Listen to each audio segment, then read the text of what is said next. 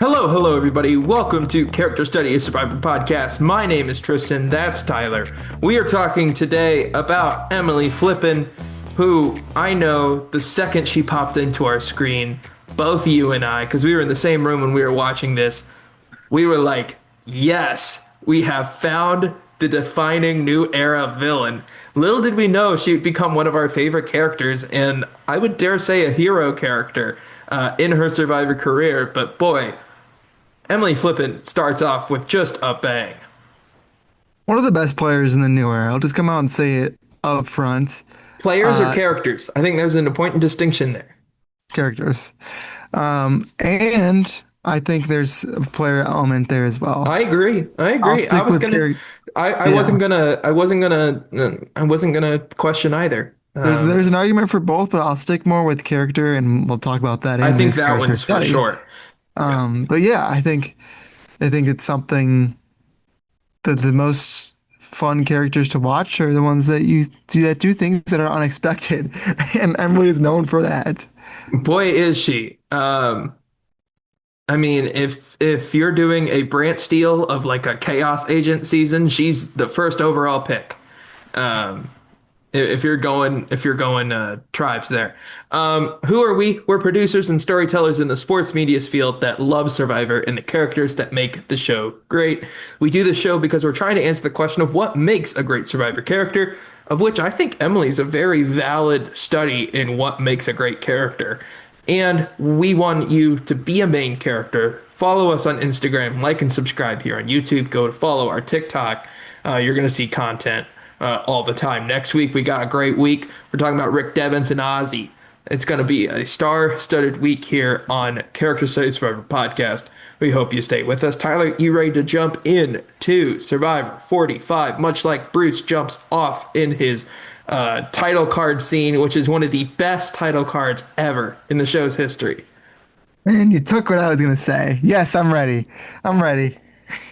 All right. Can you tell Not we've as been ready as friends? I was, but I'm ready. Can you tell we've been friends for a while? All It's right. iconic. You're right. That's true. So what's unique about season 45, amongst many things, is the fact that they start out on this boat, this barge, this ship, right? Ironically, both times that Emily has been on the show, she's been on a ship going to shore. Kind of interesting. I mean, Yeah, rare for the new era. and not like a little boat. Like we're talking. I mean, I guess they all come in on boats, but like a big boat, right? Mhm. Like a ship.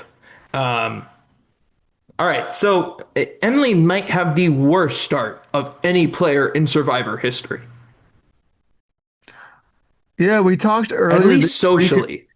Yeah, we talked earlier this week about Stephanie, who has a rough start, but is quickly able to recover. Emily does recover, spoiler alert, down the line, but yeah, socially, she just goes out and says what she's thinking. And people at the time at home and on the island don't know what to expect from Emily. This isn't something they might just expect someone to go out and say. But yeah, she goes out and throws Bruce under the boat because they're on a boat right out of the gate, saying that he has a huge advantage over the rest of them. That like all these things about Bruce that are like half true that she feels convicted to say that yeah, maybe you could talk about that when you go on a separate tribe and not talking to Bruce, but you probably definitely shouldn't say in front of everyone before you even get to have any interactions on the show. But yeah, that's what makes Emily so great. If it's in her mind, it's coming out of her mind. I mean, on Survivor Micronesia, Kathy literally says to Chet, "I've never met a gay person before," and this is still a better introduction than what Emily has in Survivor 45. Social skills are just in the toilet. Abrasive, pessimistic, you name it, it's there. And would have gone home first had Hannah Rose not quit. And I just want to give thanks today for Hannah Rose's nicotine addiction, because without it, we would have lost one of the great characters in Survivor history. That vape really just, I mean, take Real the vape from the MVP. equation. Who knows where we are right now? Are we living in a world where we don't have Emily Flippin on season 50? We definitely Who are. knows? I MVP of the think season? That vape. Yeah, I mean, it's number one on the MVP ballot, right, of the season. Everyone thinks D. Everyone thinks, Caleb shot in the dark hit. Nope, it's a jewel, right? And it's a gem at that. Um, Caleb begins to coach Emily on her social game, and this starts to be where we start to realize, I think you and I start to realize, okay, she might have a chance here. Because if there's anyone to get coaching from in a social game, Caleb is a great person to get coached from. This is like having LeBron James teach you how to do a chase down block in game 7 of the NBA Finals. I don't know if I go quite there because like LeBron James would be like proven winner, like it'd be like Okay, that's fair. Boston Rob or something. But like Caleb is very well rounded throughout the True. entirety of the game, and that's what Emily needed was that well-roundedness. She came out with strategy in mind, just needed to figure out how to balance that strategy with social gameplay, and having Caleb around and being consistently there to try and push her in the right direction, using the word push, which she ultimately coins later on as one of her catchphrases that she never intended to make. Um, but yeah, she gets pushed into the right direction, and that sometimes is all you need. You think she's a Matchbox 20 fan? Why do you ask? They got that song Push. I Oh, wanna push you push you. around. Okay, yep, Yeah. I'm with you. Hopefully, don't get copyright claim there. And we ain't making money off this yet anyway. Right, it's a good point. Um, all right, so she gives Caleb, Sean, and Sabaya her shot in the dark as a sign of trust, which I believe is the first time this has ever been done in Survivor history. Put Emily Flippen on Game Changers too. Um, she did more than Sierra Dawn Thomas. Hey, Sorry, just we're recording this later than we normally do, and my level of like trying not to offend people is in the toilet, like Emily's social game. yeah. So she informs Caleb that Sabaya and Sean have flipped on him, and this led to Sabaya's 2-1 blindside after she was wanting to extend the life of her idol by not voting. By the way, Candle Idol, top 5 coolest idol in Survivor. Hmm. But unfortunately, the game melts for Sabaya. At the tribe swap, Bonds informs an alliance with Austin and Drew, which turns out to be one of her lifelines throughout this game and prolongs her life spectacularly. She pushes Caleb to play his shot in the dark at the merge after being told to lull him into a false sense of security. And we, again, just like we have the vape to thank for Emily Flippen, we have Emily Flippen to thank for an all-time Survivor moment. A where were you when Caleb hit the shot in the dark? Where were we when Caleb hit the shot in the dark? I don't remember. Probably in our living room. I mean, Clearly. I've slept since then. Did we watch that together? I don't know. Probably. Not important, but Yeah, I mean, it's possible. Um, but yeah, I mean, and really, we got to thank this vape for the shot in the dark hit. I mean, it's really the spark that was needed to just yeah, ignite this flame. I don't know how vapes work, that but is not how they work. As somebody who has never tried, I can yeah, almost assure you. clearly you don't Um, have much experience vaping. if you Which do, tell us in the comments section down below. yeah. Um, all right. Um, anything you want to talk about in that point? I think that's all pretty cut and dry. Um, and I think the next section is where we really get into the Emily character side. Yeah.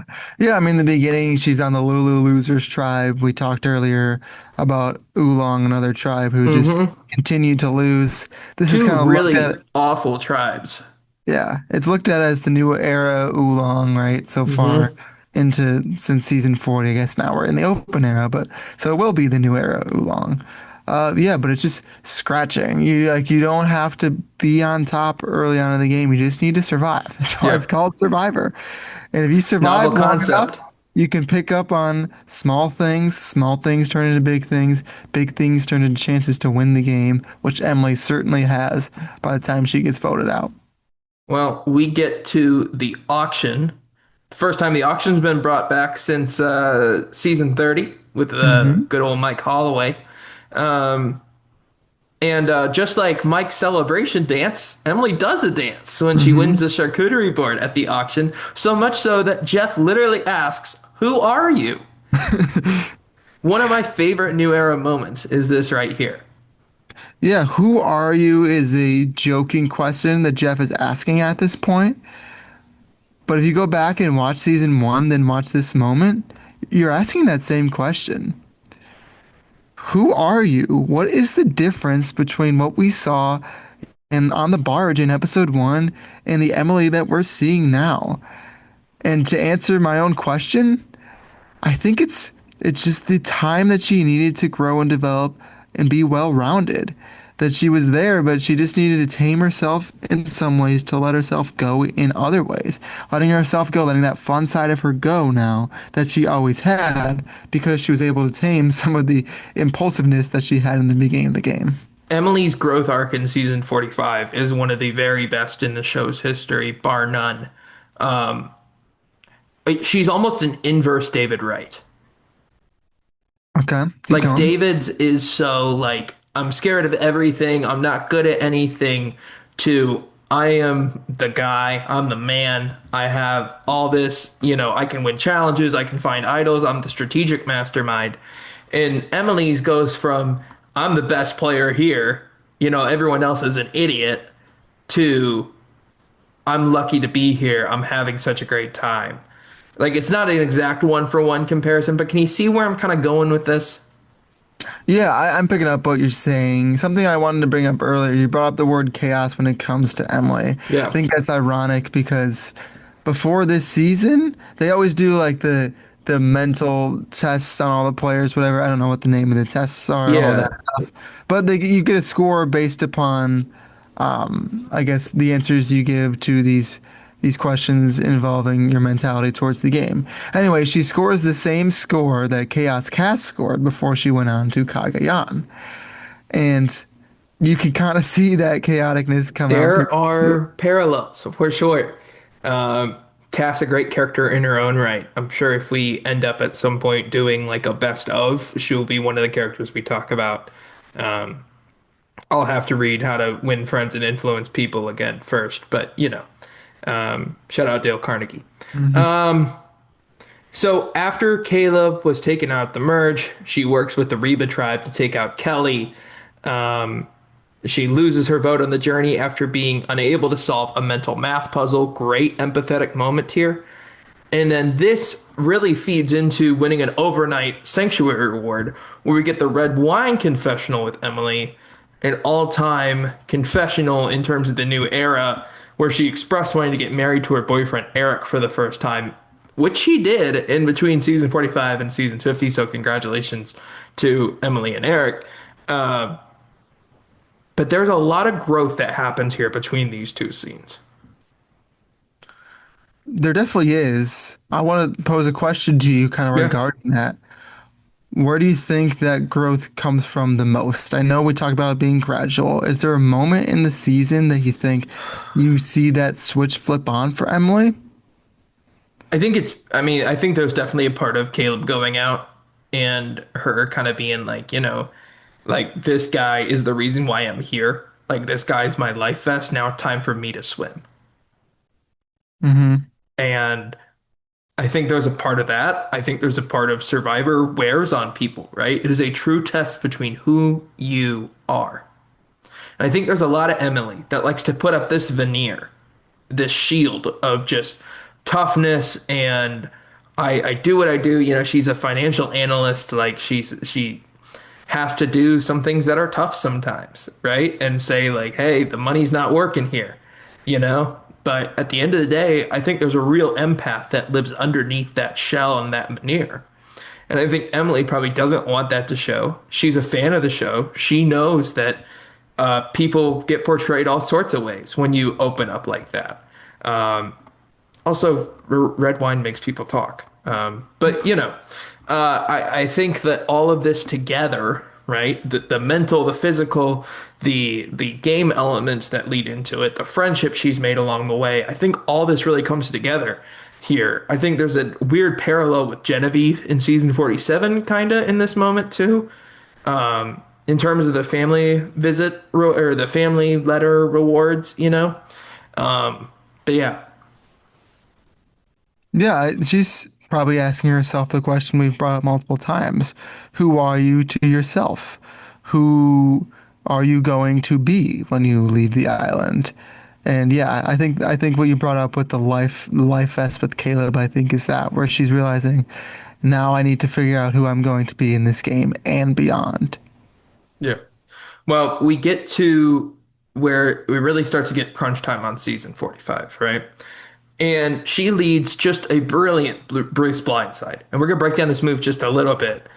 She convinces Bruce that he was safe and to not play his idol, and then sold to Bruce that he should go after Julie for playing him. This leads to Bruce's blindside, him not playing his idol. But then Emily takes credit for this move at camp after Julie starts pressing on who did it. And Emily takes at first the admittance and then starts to talk about how she did it. And you and I remember distinctly, both of us in real time, because we were at this point flat out rooting for Emily. Like, she was our rooted interest more than anyone else on this season. And we realized that this was bad.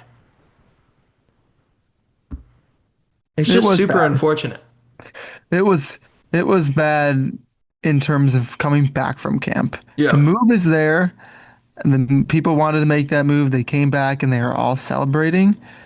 I think Emily just got caught up in that moment, realizing, wow, everyone loves this moment. Hmm. I love this moment because I just did this thing and I kind of led this vote secretly.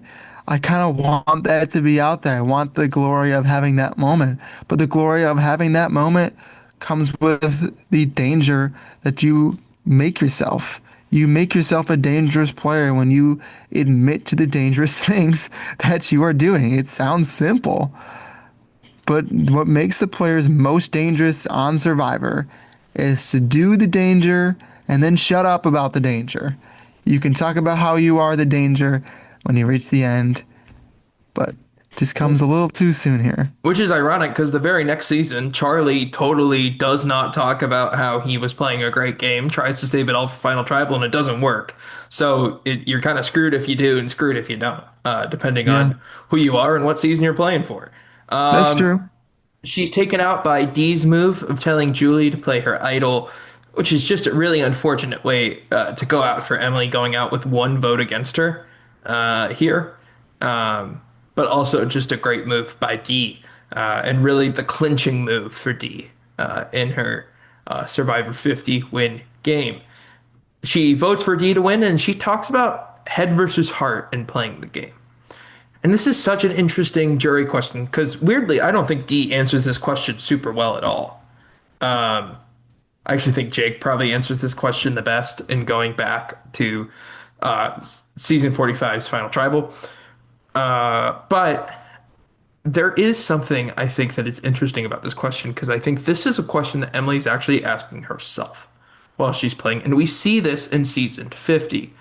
Because while Emily is portrayed in season 50 as somebody who is very strategic, analytical, like kind of a chaos person who likes to buzz around and come up with ideas and, do all this kind of stuff, she also recognizes her heart, and the people that are close to her have her heart in the game. Yeah, she starts to find more of the heart within her as it goes on, realizing that is needed in the game. But ultimately, you do have to pick and choose when to bring each one out. So, yeah, I think that's insightful that she's asking herself the question that she's saying out loud to others and trying to see how the answers are similar or different to hers. Maybe the way Dee answers that question is what she wants to hear because that's the way she goes about the game. Maybe that Emily does pick up on the fact that she needs that heart more in the game and doesn't like the way that Dee portrays it. I mean, the textbook answer might not be the answer Emily's looking for because she's dealing with that own question in herself. Yeah, that's fair. Anything else from season 45? Are you ready to get into season 50? Just about ready. I mean, it's just ironic that the season ends for her with beginning with the Bruce of it all, bringing her out. Like she makes a name for herself because of Bruce And her on the end very is first Bruce. episode. And her end is Bruce. Yes, she makes a name for herself because of Bruce. Ultimately, getting Bruce out of the game, which is what she wanted to do, probably originally in the beginning, succeeds in her goal. But through succeeding in her goal of going back to that Bruce of it all, she ends her game. Starts where it ends. Emily's the true Dragon Slayer. Um, I do think it is interesting to talk about Emily's mindset after 45. And we'll talk about her mindset after 50 because I also think that's interesting in terms of just who she is as a character. So in season 45, she ends by saying she'll never play again. And that broke my heart. As somebody Mhm. who is a true fan who loves her growth, I rank my favorite players. She was as high as in the top 15 right after the season. And obviously like that changes and goes after I rewatch seasons and all that kind of stuff, right? But Emily was one of my very favorites. And she said she was never going to come back again. And I heard her rumored for 50 and I hoped it was true, but I never got too excited. And then she was announced for season 50 and I can't even begin to say how excited I was to have her back for season 50. I couldn't believe it. I didn't see the cast leak for 50 until they did the CBS airing of it all, and Hmm. Emily's name came up, and I was shocked. That was maybe the most shocked I was to see a name on there because a lot of players will say they don't want to come back, but if they get asked back, it's tough to deny that. But it felt like Emily realized her story had ended in such a profound way, and she wanted to leave that as it was. And I feel like she truly, genuinely thought that. And she was probably saying that to people in the privacy of her own home, with their friends, wherever it may be. I think she really did feel that way. But when you get presented with an opportunity such as season 50, it's difficult to pass that up because you know how many people want that opportunity. And she definitely does have some yearning for adventure that she picked up on from the first time. Well, it is ironic that you bring that up because she does talk about this in her preseason press. She says, quote, I never thought I would play again, and it's surreal to be chosen in Fiji. While I feel content with my journey on season 45, the longer I had to reflect on it, the more unhappy I was with the note I left on. I'm back for season 50 to prove that yes, I did learn something the first time, but also you don't have to change who you are to be soft or complacent to do well. She's pushing back on her own game from previously. We didn't mention the pushing back in the final travel as much, but we mentioned a little bit at the top, but yeah, she's pushing back on herself here a little bit to say, hey, I could have played better in this way, and I will play different this time around. And she does play a different game with some similar mentalities. Well, she starts season 50 off with a bang, with a completely different kind of bang. Goes from having maybe one of the worst starts to such a better start. Forms an alliance with Devons and Emily, or with Christian and Suri on Sela. Uh, Gets into a prior relationship. She has a prior relationship with Christian from Blood on the Clock Tower. I think everyone kind of knew that was going to happen. Um, but then you pull in Devons and Sari, and this becomes a really powerful alliance for most of the pre-merge. Yeah, and a good portion of the post merge is really Hmm. the middle people that gets talked about so heavily on the Yeah. season. That's those three. They're the center of that middle. Yeah, and that's a lot of times where you want to find yourself in Survivor, who is in the Hmm. middle. Just gets called out on this season a bit too early for them to make it further. We'll get to that in a second. But yeah, the positioning Yeah. that she has in this is fascinating because she's smart. She realizes that she needs to get into an alliance, but she also realizes, similar to her first season with Drew and Austin, that she's in Hmm. an alliance where she's probably the third. That if she goes into this alliance, yes, she can trust them and they will have her back, but they're going to have the other person's back before they have hers.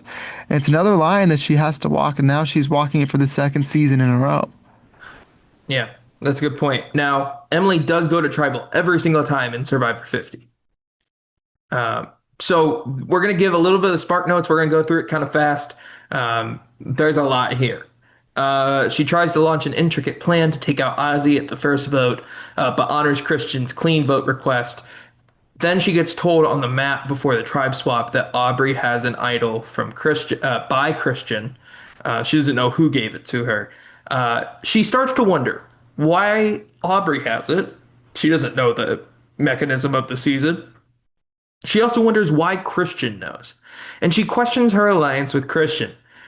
She's tribe swapped with Christian and Ozzy to Nuvlatu. She forms a new relationship with Ozzy, not an AI generated Facebook relationship. That is a important thing to clarify there. Thank you. Um, if you know, you know. I Uh, know. Emily is not expecting anything, and definitely not with Ozzy.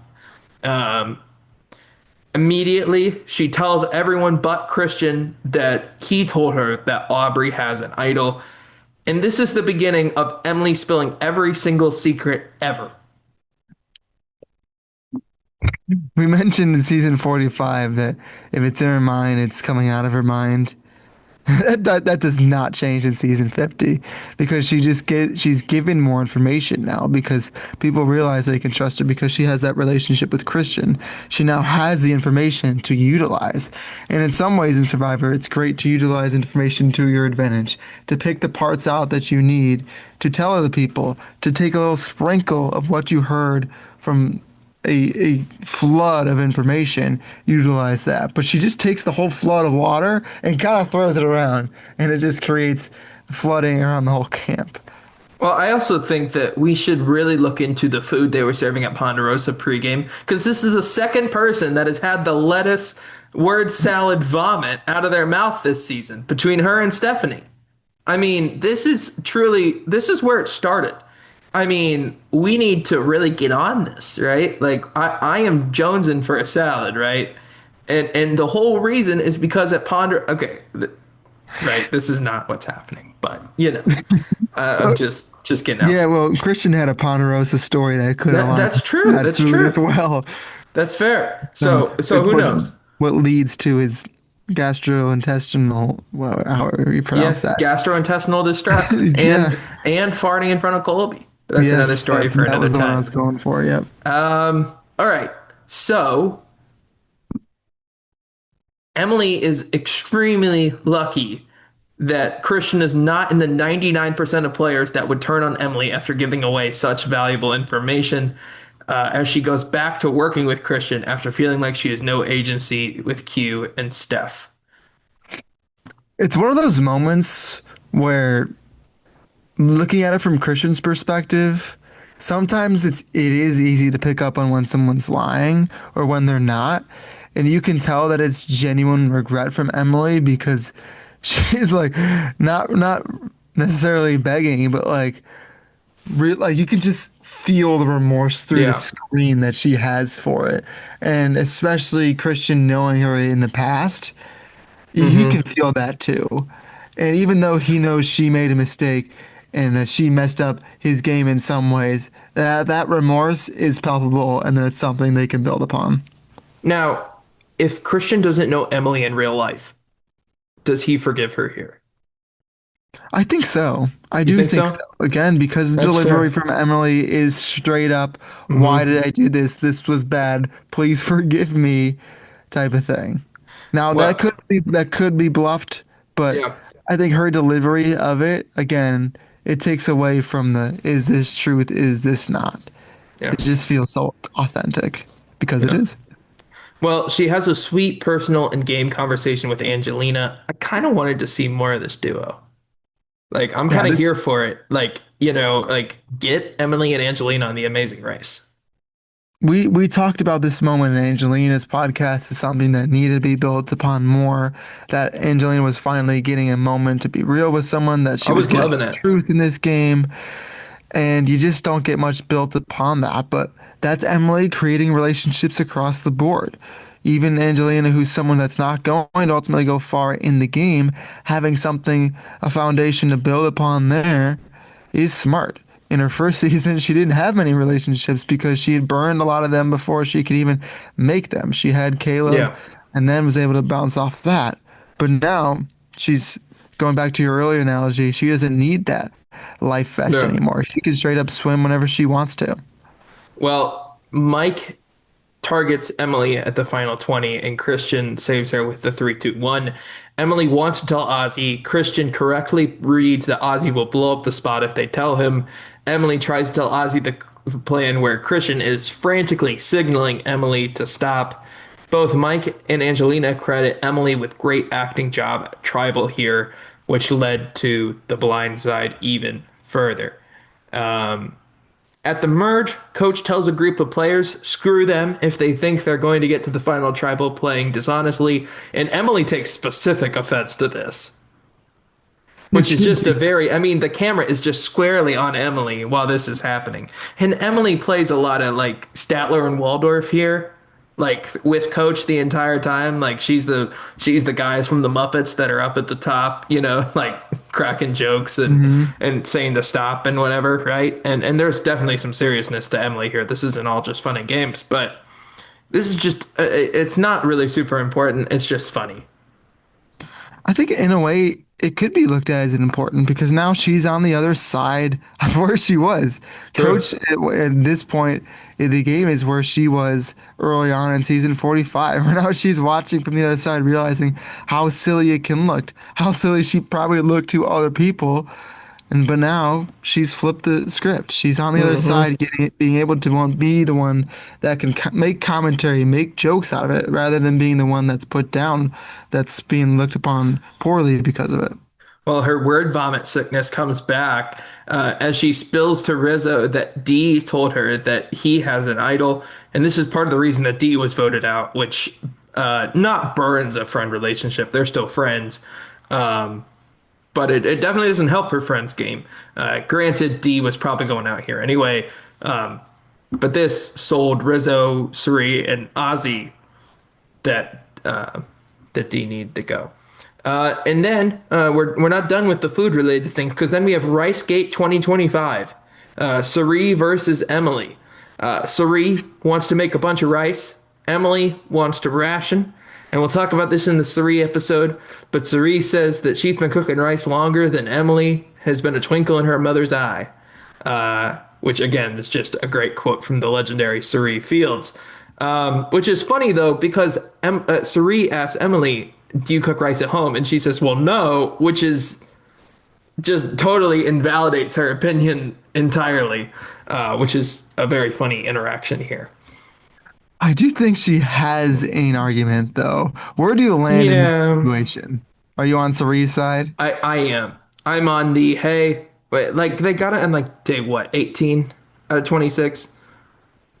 Something like that. Just go for it. Like you're probably not gonna be here, especially if you're Suri and you know you're the biggest target. Why not? Yeah, you can talk about rationing all you want and you can want to do it, but when there's food in front of you and you're able to eat it, it's tough to And deny that also luxury. like from Cerie's perspective, if you can like really beef up like Jonathan and Joe now and like have them kind of starving by the end of the game because their body kind of had some extra calories and are now like in further withdrawal from it later in the game, that's much better than like a little bit of sustained rice every day for those guys that you could maybe squeak out something against them. Not Hmm. likely, but possible, right? Something to point Um, out here as well. I know we're kind of yeah. lingering on this, but going back to the type of character and person Emily is, Mhm. when it comes to a legendary character of the show, such as Cerie, She a does lot not of back people are down. just going to just zip it, let it be, let's not say a word. But Emily always wants to speak her opinion, and she's willing to say that she's wrong. Sometimes she's willing to change, as we've seen many times on the show, but it doesn't mean she's not going to voice her opinion.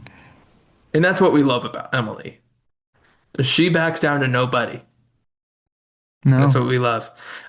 Emily nearly falls on her sword after throwing out Ozzy to Sari to save Christian. Something of which Christian said, like, "Hey, I was right to trust Emily. Like when push came to shove, she almost threw away her own game for me." Hmm. Which is a ringing endorsement to working with Emily if you can survive the your game is almost constantly in jeopardy of being totally thrown to crap. Although I would work with Emily in a heartbeat just because I think it would be a hoot. This burns her relationship with Ozzy, somebody who she's been working with until she wasn't at the very beginning. They had a very complicated relationship. Again, not the AI Facebook relationship. Just keeping that clear in case anyone on Facebook from Survivor is talking about this. But maybe we should do that as a podcast sometime, dispelling Facebook Survivor myths, because we got a lot. We got a lot of content. Yeah, Um, one episode. all right, and then at this point, Devins and Emily go on a blaze of glory after this. They know they're going down, and they say, "We're just going to go down spectacularly." She couldn't be more thrilled that Devins landed the Mr. Beast coin flip. She says that going back to camp without you would have sucked. Hmm. And these two are just having a great time in the game. Something we're kind of seeing with Devins now on Big Brother with D, kind of the Emily adjacent. Like they're kind of doing their own thing. But I do have a question for you here, Tyler. If Please. Emily Flippen flipped the Mr. Beast coin, what flip would the flipping coin flip?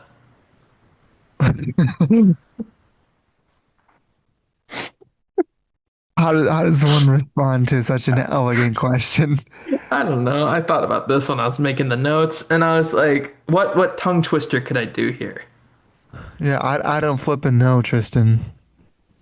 Maybe That's too flippin' bad, Tyler.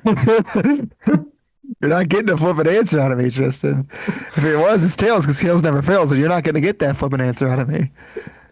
I Oh don't know which man. side is tails actually. Is that the B side or is that? Well, Devins did heads, I think. Yeah, well, I guess tails did fail in this You instance. would be out. Yep. That's why Devins is on Survivor and I'm not. That's fair. He was born to flip the coin. Um, but yeah, just really fun stuff from Emily and Devins here.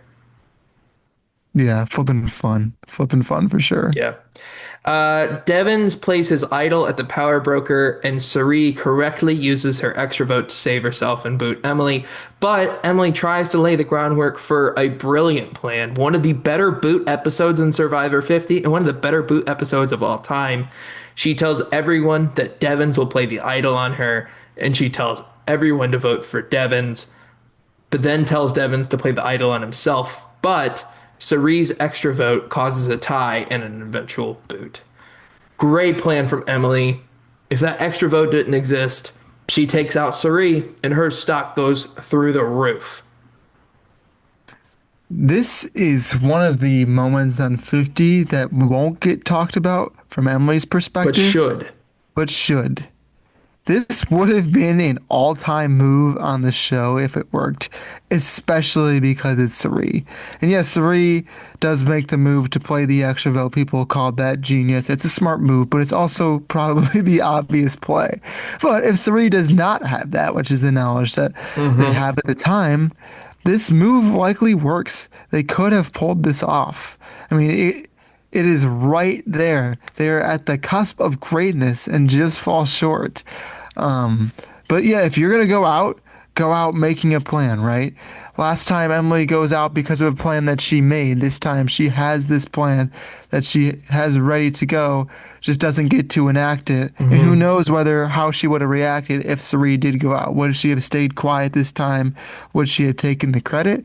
We don't know, but Yeah. yeah, it revolves around a plan that was made and was going to be made in both seasons. I mean, this is just begging to be in a Peridium video some point. Like moves that almost were amazing. Like Yeah. this is a top five easy on that.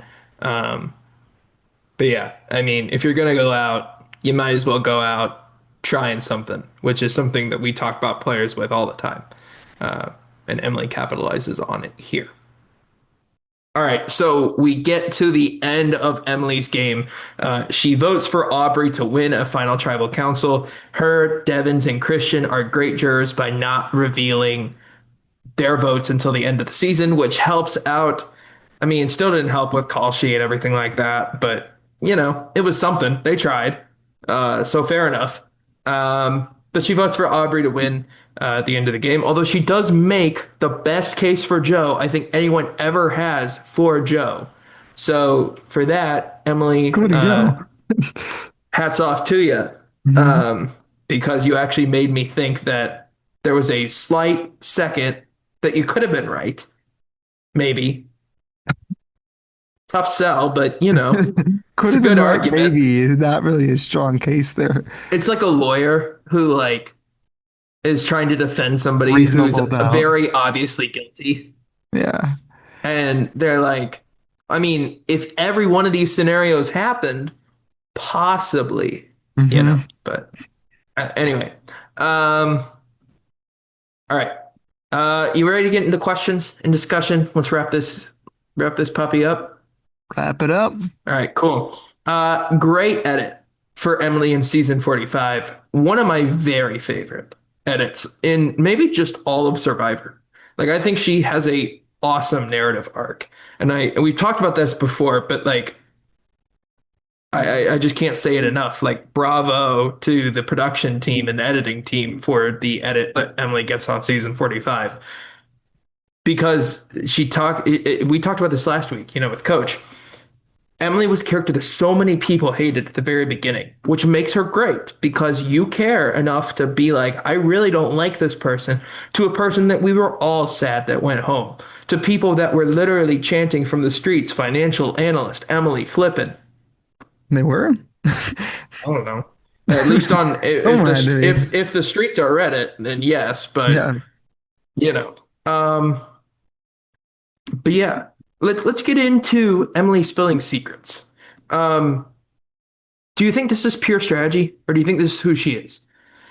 Because in Exit Press, talking with, I listened to her interview with Tyson, and she's very hard on herself in her season 50 exit interview with Tyson and with Rob and with everybody. And I thought Tyson gave her some great advice, so check that out. I know you both of us are big fans of the Pod Has Spoken, but Emily said it was just bad gameplay.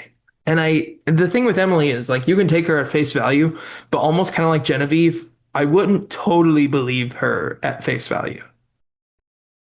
Yeah, it's tough, especially because there's precedent to not believe her at face value. It's the reason she's on the season in the first place is And there's because, precedent if you watch her Blood on the Clock Tower. This is how she plays those yeah, games.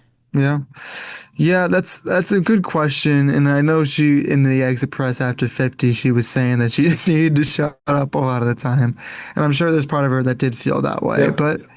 Again, it's what we went back to with the flood of it all, where if you can just take some of the water out and put that around, then it's like a garden. If you just put some water on it, you're gonna get things to grow. But if you take it all and you just dump a flood gate worth Yeah. of water on your garden, nothing's gonna grow. It's all gonna be destroyed. And yeah, she just pours out too much. Well, and I think she's refreshing too. In season 50, so many players were playing close to the vest, and Emily's just letting it fly. I mean, Hmm. she's heat check three after heat check three after heat check three from the logo. And boy, it is fun. It is not efficient. It is not sustainable, but wow, it is fun. And I think you kind of need somebody like that. Like if you have an entire season of messy players, you end up with Gabon, where it's like a kind of a cult classic, great gameplay or great characters, not great gameplay, right? But Emily added to a season with gameplay. Now you got something, right? It's like the Abby Maria in Cambodia, right? That makes that season really good as well. All right, That's this is an all-star season of Survivor, right? mhm. One of the things that makes the NBA All-Star Game so fun is that they're just gonna take shots from where they The want. NBA All-Star game sucks.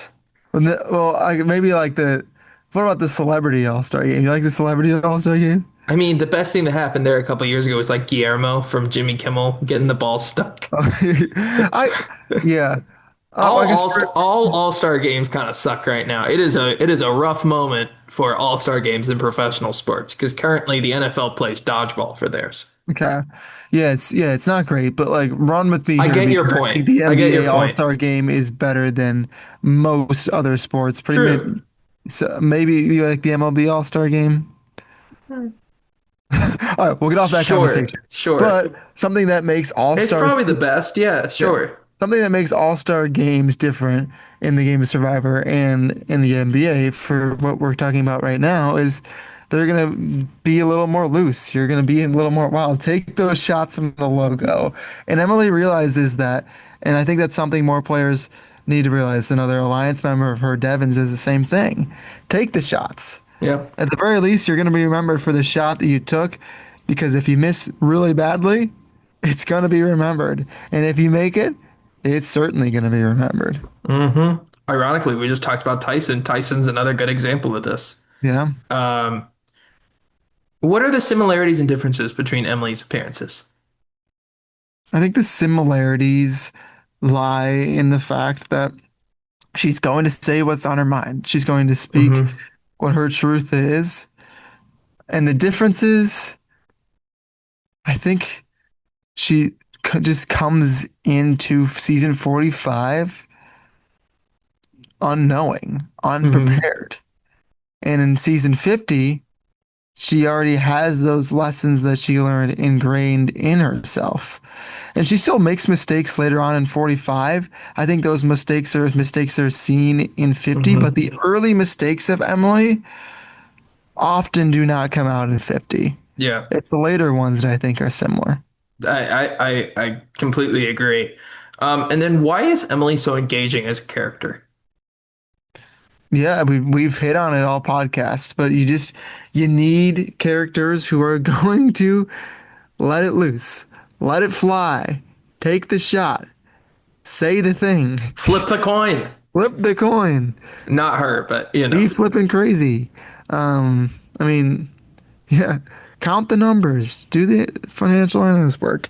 Not as fun, Although she's not but good at mental math, but you know. no. Um, yeah, but just to go for it. Like, Hmm. I don't think she's as extreme of an example as Devins is, but just to say, hey, Yeah. I'm playing Survivor. It might not be looking great for me already. I'm going to shoot for the stars. I'm going to go after the star of the season in Sari. And if Yeah. I fail, I fail. Emily on David versus Goliath would have been a hoot. Yeah, she would have fit in well with a lot of those cast Like members. she would have. I mean, it would have been great. Um, but yeah. All right, you ready for our final question? Yes, I am Cool. ready. So at the Let's end of do it. every podcast, we ask a question. I asked it to Tristan first, and I'll answer it myself. Each podcast, we obviously talk about a character from the show Survivor, and we try and distinguish whether they are a hero, a villain, or an anti hero through what the show has portrayed us and what we may know outside of the show proper. So, Tristan, I'll throw the question at you to wrap us up here. Do you think Emily Flippen is a Flippen hero, a Flippen villain, or somewhere in the Flippen middle? I think she's an anti-hero. And I think this is actually pretty cut and dry for me. She definitely has those heroic moments, but she also has some of the villainous moments. You know, you see her really grow from the place of being kind of a pure villain into kind of a pure hero. But really, where she's happiest is kind of in that middle. And I think that that's what makes her such a great character because she recognizes both sides of her and there's kind of that duality in her. I compared Stephanie to Luke Skywalker, at least Luke Skywalker in The Last Jedi. I think Emily's kind of like a Deadpool sort of character, right? Like starts off like with as somebody who starts off as kind of a pure villain, but there's a heart in there and the heart beats and she's going to make the faces at the camera. She's going to say what's on her mind, but we're all going to love her at the end. I like that. I like that. Yeah, I get what you're saying with the middle of it all. Obviously, she's one of the middle people in 50. So that does make sense why you think she could fall in the middle. I lean hero here. I was thinking anti-hero as well, but it's difficult to not say hero just because of how much she does get propped up in season 45. Totally fair. 45, yes, I think hero is there. And even in 50 too. I think they do a good job. We talked about Stephanie, how they take some of her good moments and kind of tear them down a little bit. I think it's kind of the opposite here. They take some of Hmm. Emily's mediocre moments and her mistakes and make them seem like something cool, make them seem like something funny, make them seem like something that we should appreciate as an Yeah. audience. And that's why I think she's a hero on Survivor. Well, whether you think she's a hero, villain, or anti-hero, Emily Flippen is flippin' entertaining. No doubt about it. Do you think she'll play again? That's a really good question. I hope she does. I don't think she will. I'll ditto that. I think she could be an incredible trader.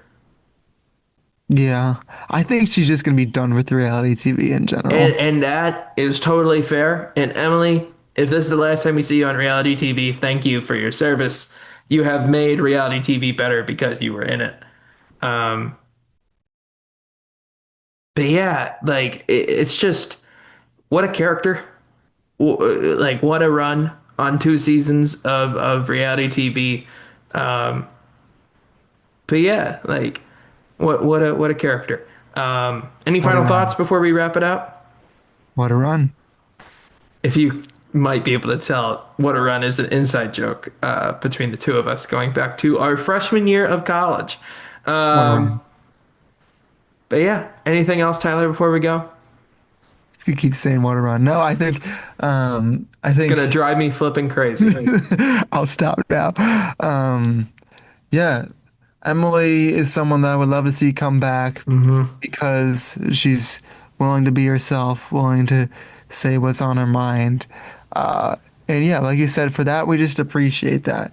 Characters on the show get found in our cast because they are authentic to who they are. This is a great find from casting and something that I'm sure they'll try and replicate in the future, but I don't know if it's going to be able to live up to who Emily has been on her two seasons and hopefully counting on the show. Yeah. Well, that's all we have for character studies for our podcast today. We hope you enjoyed our podcast on Emily Flippen. We talked about Stephanie LaGrossa Kendrick on Wednesday. Next week, we got Ozzy, somebody who she had a relationship with. Again, not a Facebook AI generated relationship. And we have Rick Devens, her ally. It'll be a good week next week. I'm excited for it. Yeah, it'll be fun. We'll see how many times we can get the Facebook AI dropped into the Aussie podcast. I'm Hopefully not just many. trying. Look, I am trying to do my part to set the record straight on this. Like, I respect Emily's relationship. I expect Ozzy and all of his fans. Like, I totally respect whatever they do in their personal lives, but it is not what is happening on Facebook AI. I I'm just taking a stand, right? Thank I'm, you. I'm trying not to spread misinformation. At the Yeah. end of the day, we're media producers, we're pseudo journalists, and I'm trying to Yeah. do my part. Yeah, at the end of every podcast, we ask whether the character is a hero, villain, or anti-hero. You are a true hero for continuing to reiterate that. Or maybe I deserve a Pulitzer or something. But we'll figure that out later. That's all we have time for. I'm Tristan. That's Tyler. We'll see you next week.